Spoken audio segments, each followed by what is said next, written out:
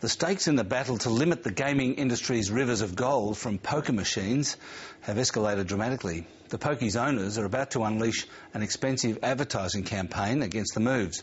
But it'll have to be pretty good to trump the card the anti-pokies lobby played this week, the threat to sack the Gillard government. And as Neil Woolrich reports, they can.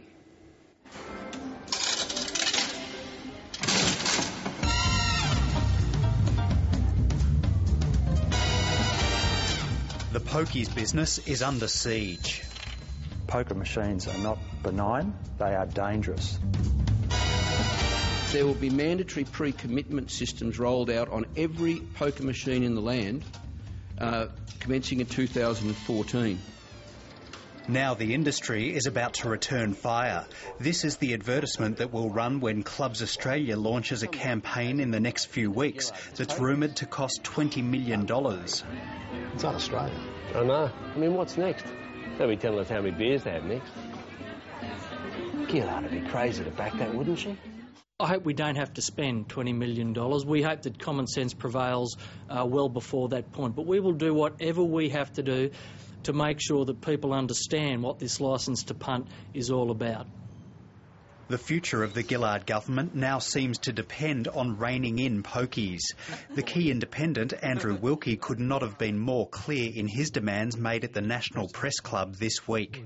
My agreement with Prime Minister Gillard is absolutely carved in stone that there be mandatory pre-commitment introduced in Australia in 2014. My support for her and her government hinges on it. And without Mr Wilkie's support, the government falls. But now Julia Gillard is feeling the heat from other independents over pokies. On Friday, New South Wales independent Tony Windsor called for significant changes to the proposals and warned he wouldn't support laws that would wipe out community groups. Fellow independent Rob Oakeshott continues to consult clubs in his electorate.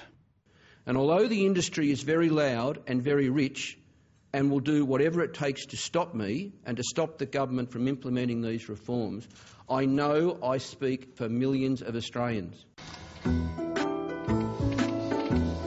A report last year by the Productivity Commission estimated 95,000 pokie players are problem gamblers, accounting for 40% of poker machine losses.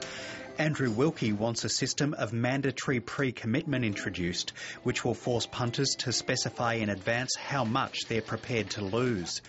They'll only be able to play by using their own personal device, like a USB stick or smart card, and once they've reached their limit, they'll be stopped. No business has a right to knowingly go out there and take money day after day from the most disadvantaged members of our community. The Productivity Commission says mandatory pre-commitment is an effective harm minimisation tool, and the President of the Uniting Church in Australia, Alistair McRae, says problem gamblers also want mandatory pre-commitment. For them, gambling is a compulsion. It's an addiction. And they might go into a venue saying, look, I've got $200 to spend or to lose today, but once they get on a roll, the addiction kicks in and they are out of control. There's no proof one way or another that it will necessarily help problem gaming or harm minimisation. All it will do is create another kind of identity card crisis within the country. Absolutely, mate. Yeah. Johnny Walker is president of the Elstonwick Club, a small venue in suburban Melbourne which has a bowling green, gaming room and restaurant. He says the best way to deal with problem gambling is to foster strong relationships between clubs and their patrons. Our clubs are families in that sense. And I think that we are well equipped on the floor, provided we don't interfere with people's privacy, to continue the process of making people feel good about themselves and feel good about their membership of a club. Clubs Australia estimates it could cost around $3 billion to upgrade the nation's poker machines if pre-commitment technology is introduced, and around $2 billion a year in lost revenue based on overseas experience. Andrew Wilkie says that's a price the industry can absorb. But smaller clubs argue they'll be disproportionately affected, and some could be driven to the wall. We have a surplus of about 30 grand a year, and that's our total surplus. So if you're a smaller club with 12 to 18, 15 machines in the country, or even in suburban places, now that's not going to survive. The Productivity Commission puts problem gambling through poker machines in Australia at $5 billion a year. So if the clubs think that half the money they get off problem gamblers in 1 year is too much to pay, then they need to wake up.